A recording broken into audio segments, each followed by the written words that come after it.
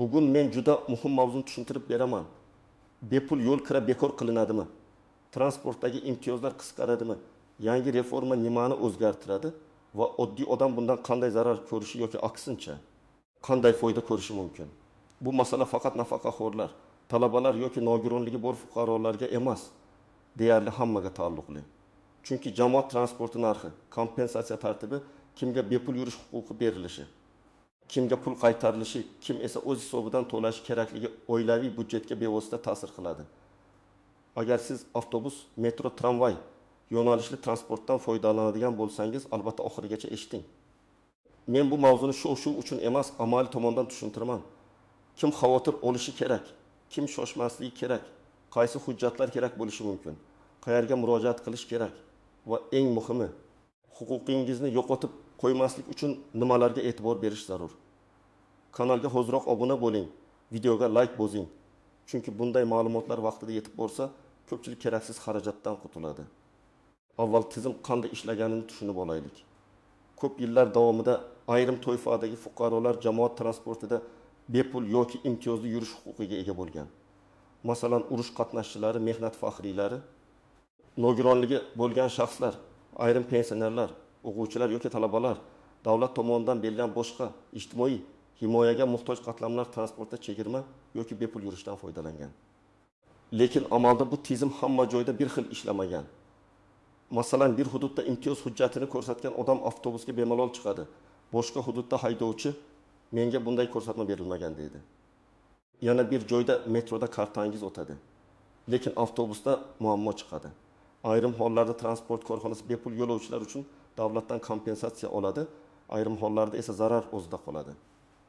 Mana shu tartibsizlik ko'p yillardan beri asosiy muammo bo'lib kelgan. Endi nimasi o'zgarishi mumkin? Gap shundaki, davlat transport sohasida imtiyozlarni bepul yurish ko'rinishidan aniq manzilli yordam ko'rinishiga o'tkazishni ko'rib chiqishi mumkin.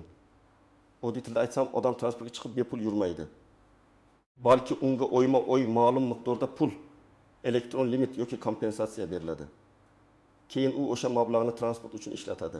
Bu yondashuvning maqsadi shuki, haqiqatan transportdan foydalanadigan odam yordam olsin. Transport korxonasi esa aniq hisob-kitob asosida ishlasin. Lekin bu yerda eng katta savol tug'iladi. Agar bepul yo'l kira bekor qilinsa, hamma pul to'laydimi? Men buni shunday tushuntiraman. Odatda bunday reformalarda imtiyozni butunlay yo'q qilish emas, imtiyozni berish shaklini o'zgartirish muhokama qilinadi. Ya'ni odamning huquqi qog'ozda qolishi mumkin, lekin undan foydalanish tartibi o'zgaradi. Masalan, oldin pensioner guvohnoma ko'rsatib bepul yurgan bo'lsa, yangi tartibda unga transport kartasiga oyiga baximi 1000 so'm, 100 ming so'm yoki belgilangan miqdorda limit tushishi mumkin. U shu limit doirasida yuradi. Limit tugasa, keyingi safarlar uchun oddiy tarif bo'yicha to'laydi. Endi eng muhim savolga o'tamiz. Buni kim bilishi kerak va kim xavotir olishi kerak? Birinchi navbatda, har kuni transportdan foydalanadigan imtiyozli toifadagi fuqarolar ehtiyot bo'lishi kerak. Chunki agar tizim elektronlashsa, faqat guvohnoma ko'rsatish yetarli bo'lmasligi mumkin. Sizning ma'lumotingiz yagona bazada bo'lishi, transport kartangiz shaxsiylashtirilgan bo'lishi, telefon raqamingiz, pasport ma'lumotingiz, ijtimoiy maqomingiz to'g'ri kiritilgan bo'lishi kerak. Misol keltiraman. Deylik, 38 yoshli onaxon har kuni poliklinikaga, bozorga, ba'zan nevarasini maktabdan olishga avtobusda qatnaydi. Oldin u pensionerlik guvohnomasi ko'rsatib yurardi. Agar yangi tizim joriy qilinsa, unga transport kartasi ochilishi mumkin. Agar kartaga oyiga 2000 so'm limit berilsa va bir qatnov narxi 2000 so'm bo'lsa, bu edimta qatnov degani. Agar onaxon kuniga 2 marta oyiga 25 kun transportga chiqsa, limit yetadi. Lekin u qo'shimcha shifoxonaga, bozorga, qarindoshlariga ko'p qatnasa, limit tugashi mumkin. Demak, bepul tushunchasi amalda ma'lum miqdorgacha bepul shakliga o'tishi ehtimoli bor. Ikkinchi misol. Talaba shaharning chekkasida yashaydi va universitetga borish uchun avval avtobusga, keyin metroga chiqadi. Bir kunda kamida 4 marta to'lov qiladi. Uydan metro bekatigacha, metro qaytishda metro yana avtobus. Agar bir safar o'rtacha 2000 so'm bo'lsa, kuniga 2000 so'm ketadi. Oyiga 22 o'quv kuni bo'lsa, 1060 so'm chiqadi. Agar talabaga 1000 so'mlik imtiyoz berilsa, qolgan 96 so'mni o'zi to'laydi. Shuning uchun talabalar uchun reforma qanday hisoblanishi juda muhim. imtiyoz barcha talabalargami? Faqat ijtimoiy himoyaga muhtoj talabalargami? Kunduzgi ta'limdagilargami? Xususiy universitet talabalarigami? Masofaviy ta'limdagilargami? Mana shu savollar aniq bo'lishi kerak. Uchinchi misol, nogironligi bo'lgan fuqaro reabilitatsiya markaziga qatnaydi. U oddiy yo'lovchidan farqli ravishda faqat narx masalasiga emas, qulaylik masalasiga ham bog'liq. Agar unga pul kompensatsiya berilsa, lekin avtobuslar moslashtirilmagan bo'lsa, real foyda kamayadi. Chunki u transportga chiqa olmasa, kompensatsiya uning muammosini to'liq hal qilmaydi. Demak, reforma faqat kimga qancha pul beriladi degan savol emas, balki transport xizmatining o'zi qanchalik qulay bo'ladi degan savol hamdir. To'rtinchi misol, ishga qatnaydigan oddiy fuqaro imtiyozli toifaga kirmaydi. U bu menga tegishli emas deb o'ylashi mumkin. Lekin transport korxonalari oldin bepul yo'lovchilar hisobiga zarar ko'rgan bo'lsa, tarif oshishi ehtimoli paydo bo'ladi. Agar davlat kompensatsiyani aniq to'lasa, tarifni keskin oshirmaslik imkoniyati bo'ladi. Aksincha, kompensatsiya kechiksa yoki yetarli bo'lmasa, transport tashkilotlari xarajatni oddiy yo'lovchiga yuklashga intiladi. Demak, imtiyozlar reformasi hatto imtiyozi yo'q odamning cho'ntagiga ham ta'sir qiladi. Bu yerda yana bir nozik masala bor. Bepul yurish huquqi ba'zan odamlarga real yordam bersa, ba'zan statistikada chalkashlik keltirib chiqaradi. Masalan, bir odam imtiyoz huquqiga ega, lekin transportdan oyiga 2 marta foydalanadi. Boshqa bir odam esa har kuni qatnaydi. Eski tizimda ikkalasi bir xil huquqqa ega bo'lgan. Yangi tizimda davlat men yordamni haqiqiy ehtiyojga qarab beraman deyishi mumkin. Bu mantiqan to'g'ri ko'rinadi, lekin amalda juda ehtiyotkorlik talab qiladi. Chunki ehtiyojni noto'g'ri o'lchash minglab odamni imtiyozdan mahrum qilishi mumkin. Kim xavotir olmasligi mumkin? Agar siz imtiyozli toifaga kirmasangiz, transportdan kam foydalansangiz yoki shaxsiy avtomobilda yursangiz, bevosita ta'sir kamroq bo'lishi mumkin. Lekin baribir tarif, yo'nalishlar soni, transport sifati, karta tizimi, to'lov usullari sizga ham ta'sir qiladi. Masalan, naqd pul qabul qilinmaydigan tizim kengaysa, sizda transport kartasi yoki bank kartasi bo'lishi kerak. Telefoningizda to'lov ilovasi ishlashi kerak. Bu kichik ko'ringan o'zgarishlar ertalab ishga shoshilgan paytda katta muammoga aylanishi mumkin. Endi istisnolar va ko'pchilik ko'rmaydigan nozik jihatlarni tushuntiraman. Birinchi nozik jihat, bepul yo'l kira bekor qilinadi degan gap har doim ham imtiyoz yo'qoladi degani emas. Ba'zan davlat natural imtiyozni pul ko'rinishiga o'tkazadi. Natural imtiyoz degani odam xizmatni bepul oladi. Pul kompensatsiyasi degani esa odamga pul beriladi. Keyin u xizmatni o'zi sotib oladi. Bu ikki modelning farqi juda katta. Natural imtiyozda odam narx oshishidan kamroq qo'rqadi. Chunki u transportga baribir bepul chiqadi. Pul kompensatsiyasida esa kompensatsiya miqdori tarif bilan birga oshib bormasa odam yutqazadi. Masalan, bugun oyiga 50 ming so'm limit aymta qatnovga yetsa, ertaga qatnov narxi 3 ming so'm bo'lsa, shu 50 ming so'm atigi 33 ta qatnovga yetadi. Agar limit indeksatsiya qilinmasa, odamning real imtiyozi kamayadi. Shuning uchun men har doim aytaman, reformada faqat pul beriladimi degan savol emas. Bu pul tarif oshganda qayta hisoblanadimi degan savol muhim. Ikkinchi nozik jihat, imtiyoz shaxsga beriladimi yoki yo'nalishga? Masalan, ayrim davlatlarda imtiyoz faqat shahar ichidagi transportga amal qiladi. Tumanlararo yo'nalishda amal qilmaydi. Ba'zan metro va avtobusga amal qiladi, lekin xususiy yo'nalishi taksiga amal qilmaydi. Ba'zan faqat ish kunlari amal qiladi. Dam olish kunlari esa yo'q. Agar odam qoidani bilmasa, haydovchi bilan janjallashadi, nazoratchi jarima yozadi yoki ortiqcha to'lov qiladi. Uchinchi nozik jihat, hujjatlar mos kelmasligi. Masalan, pasportdagi familiya boshqa, imtiyoz guvohnomasidagi familiya eski bo'lishi mumkin. Ayol kishi turmushga chiqqan, familiyasi o'zgargan, lekin bazada yangilanmagan bo'ladi. Yoki nogironlik guruhi muddati uzaytirilgan, lekin transport tizimiga ma'lumot hali tushmagan bo'ladi. Natijada odam haqiqatan imtiyozga ega, lekin turniket yoki validator uni tanimaydi. Shu sababli elektron tizimda mening huquqim bor deyishning o'zi kamlik qiladi. Bu huquq bazada ko'rinishi kerak. To'rtinchi nozik jihat, bir odamning bir nechta imtiyozi bo'lishi mumkin. Masalan, u pensioner ham, nogironligi bo'lgan shaxs ham, faxriy ham bo'lishi mumkin. Bunday holatda qaysi imtiyoz qo'llanadi? Eng yuqori imtiyozmi, faqat bittasimi yoki alohida limitlar qo'shiladimi?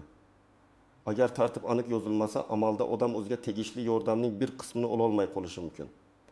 5-nozik jihat, bolalar va kuzatuvchilar masalasi. nogironligi bo'lgan ayrim shaxslar mustaqil harakatlana olmaydi va kuzatuvchi bilan yuradi. Agar imtiyoz faqat asosiy shaxsga berilsa, kuzatuvchi har safar to'lov qiladi. Masalan, ona farzandini davolanishga olib boradi. Bolaning imtiyozi bor, lekin onaning yo'l kirasi borib kelishda taksi 1000, 1000, ba'zan 20 so'm bo'lishi mumkin. Oyiga bir necha marta qatnasa, bu katta xarajat. Shuning uchun reformada kuzatuvchi shaxsning huquqi alohida ko'rsatilishi kerak. 6-nozik jihat, qishloq va shahar farqi. Shaharda metro, avtobus, elektron karta, validati bor. Qishloqda esa yo'nalishlar kam, transport vaqti aniq emas, ba'zan to'lov faqat naqd bo'ladi. Agar reforma faqat elektron tizimga tayansa, qishloqdagi odam amalda imtiyozdan foydalana olmaydi. Masalan, unga karta ochiladi, lekin u yuradigan yo'nalishda karta qabul qilinmaydi. Bu holda qog'ozdagi yordam bor, hayotda esa yo'q. Shuning uchun hududlar kesimida alohida mexanizm bo'lishi kerak. 7-nozik jihat, kompensatsiya pul sifatida berilsa, u boshqa qarzdorliklarga ushlab qo'linadimi? Masalan, aliment, kredit, ijro hujjatlari. Bankdagi minus hisoblar bor odamga pul tushsa, bank uni avtomatik yechib olishi mumkin. Agar bu transport uchun maqsadli yordam bo'lsa, uni himoyalangan to'lov qilish kerak bo'ladi. Aks holda odamga yo'l kira uchun pul berdik deyiladi. Lekin u pul transportga yetib bormaydi. 8-nozik jihat, firibgarlik va suiiste'mol. Eski tizimda ba'zan bitta guvohnomadan boshqa odam foydalanishi, haydovchi yo'lovchilar sonini oshirib ko'rsatish. Korxona kompensatsiyani noto'g'ri hisoblatishi mumkin edi. Elektron tizim shuni kamaytirishi mumkin. Lekin elektron tizimning o'zi ham xatodan xoli emas. Masalan, karta yo'qolsa, boshqa odam ishlatishi mumkin. Telefon raqami eskirsa, tasdiqlash kodi egasiga bormaydi. Shaxsiy ma'lumotlar himoyasi sust bo'lsa, odamlarning ijtimoiy maqomi oshkor bo'lib qolishi mumkin. Endi men aniq nima qilish kerakligini aytaman. Birinchi qadam, o'zingizning imtiyozli toifaga kirishingizni aniqlang. Men pensionerman, demak hammasi avtomatik deb o'ylamang. Qonunda qaysi toifalarga qanday imtiyoz berilishi alohida ko'rsatiladi. Sizda pensionerlik guvohnomasi, nogironlik ma'lumotnomasi, faxriy guvohnomasi, talabalik guvohnomasi yoki boshqa asos bo'lishi mumkin. Har bir hujjatning muddati, raqami, berilgan sanasi va familiya ism, otasining ismi to'g'ri yozilganini tekshiring. Ikkinchi qadam. Shaxsiy ma'lumotlaringizni tartibga keltiring. Pasport yoki ID karta, JSSHR, telefon raqami, yashash manzili, bank kartasi, transport kartasi bir-biriga mos bo'lishi kerak. Agar familiyangiz o'zgargan bo'lsa, eski hujjatlarni yangilang. Agar telefon raqamingiz boshqa odam nomida bo'lsa, keyinchalik tasdiqlashda muammo bo'lishi mumkin. Ayniqsa yoshi katta ota-onangiz, buvingiz, bobongiz uchun buni oldindan tekshirib qo'ying. 3-qadam. Transport kartangiz bo'lsa, u shaxsiylashtirilganmi yoki yo'qmi aniqlang. Ba'zi kartalar oddiy to'lov kartasi bo'ladi. Unda egasi ko'rsatilmaydi. Imtiyoz uchun esa shaxsga bog'langan karta talab qilinishi mumkin. Agar kartani ro'yxatdan o'tkazish kerak bo'lsa, transport operatori ofisiga, yagona xizmat markaziga yoki rasmiy ilovaga murojaat qiling. Ariza yozganda menga tegishli imtiyozli yo'l kira huquqini transport kartamga ulashni so'rayman mazmunida yozish mumkin. 4-qadam. Hujjatlarni nusxa qilib tayyorlang. ID karta yoki pasport nusxasi, imtiyoz hujjati nusxasi. Yashash manzili bo'yicha ma'lumot, telefon raqami, agar kerak bo'lsa bank rekvizitlari, transport karta raqami alohida papkada tursin. Raqamli ko'rinishda ham saqlang. Lekin shaxsiy ma'lumotlaringizni noma'lum odamlarga, Telegramdagi shubhali botlarga yoki norasmiy sayfalarga yubormang. 5-qadam. Agar sizning kartangiz ishlamasa, og'zaki janjal bilan cheklanib qolmang. Vaqt, sana, yo'nalish raqami, transport davlat raqami, to'lov urinishidagi xabar, haydovchi yoki nazoratchi nima degani, bularni yozib oling. Keyin rasmiy murojaat qiling. Murojaatda hissiyot emas, fakt yoziladi. Men falon toifaga kiraman, falon hujjatim bor. Falon sanada, falon yo'nalishda imtiyozim ishlamadi. Sababini tushuntirib berishingizni va tizimdagi ma'lumotimni tekshirishingizni so'rayman. Bunday murojaatga javob berish majburiy bo'ladi. 6-qadam. Qarindoshlaringizni ham ogohlantiring. Ayniqsa yoshi katta insonlar yangilikni kech eshitadi, navbatda qiynaladi, hujjat yig'ishda adashadi. Bir kun vaqt ajratib ularning hujjatini ko'rib chiqing. Guvohnoma muddati o'tmaganmi? ID karta yangimi? Telefon raqami ishlaydimi? Transport kartasi bormi? Shularni tekshiring. Ba'zan bitta oddiy xato sabab odam oylar davomida imtiyozdan foydalana olmay qoladi. 7-qadam. Rasmiy manbalarni kuzating. Mahalla, hokimlik, transport boshqarmasi, ijtimoiy himoya organlari, yagona interaktiv davlat xizmatlari portali, transport operatorlarining rasmiy kanallari orqali xabarlarni tekshiring. Ertadan hamma to'laydi. Barcha imtiyozlar bekor bo'ldi. Faqat bugun ro'yxatdan o'ting degan vahimali xabarlarga darrov ishonmang. Reformalar odatda qaror, nizom, tartib, muddat va mas'ul tashkilotlar bilan e'lon qilinadi. Agar hujjat raqami sana rasmiy havola bo'lmasa, bu ma'lumotni tekshirish kerak. 8-qadam. Agar siz ijtimoiy himoyaga muhtoj bo'lsangiz, faqat transport imtiyozi bilan cheklanib qolmang. Mahalladagi ijtimoiy xodim, ijtimoiy himoya bo'limi yoki tegishli xizmat markaziga borib, oilangizning holati bo'yicha boshqa yordam turlari bor yo'qligini ham so'rang. Chunki ba'zan transport kompensatsiyasi alohida, kommunal to'lov yordami alohida, dori-darmon yordami alohida bo'ladi. Odam bilmagani uchun foydalanmaydi. 9-qadam. Budjetingizni qayta hisoblang. Agar siz oyga transportga qancha sarflayotganingizni bilmasangiz, reforma sizga qanday ta'sir qilishini ham bilmaysiz. Bir hafta davomida nechta qatnov qilishingizni yozing. Masalan, dushanbadan jumagacha ishga borib kelish 10 qatnov, dam olish kuni bozor va qarindoshlar 4 qatnov, jami haftasiga 4 qatnov.